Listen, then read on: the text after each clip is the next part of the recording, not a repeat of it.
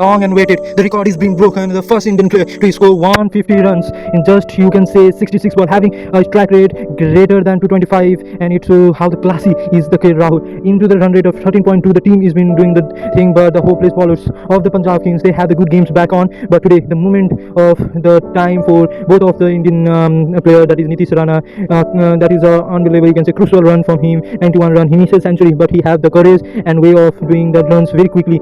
And K. Rahul, what a knock from him. Many of the person says that he is, this time he was been the third player to do so and the first of Indian player to do so, and it has been a good knock from him, showing a classy knock. Many of the news reporter and many of the cricket lovers and many of their commentators say why the K. Rahul has been doing the opening seat and placing him at number 4. He have the greatest, but he saw how the runs come. He's the third player to do the 150 for in IPL. You can say the first one is Chris Gayle, and this one, the first Indian, is K. Rahul.